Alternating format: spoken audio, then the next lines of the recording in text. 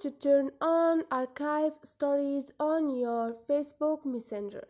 Hi guys, in this video I will show you how to turn on your archive stories on your Facebook Messenger.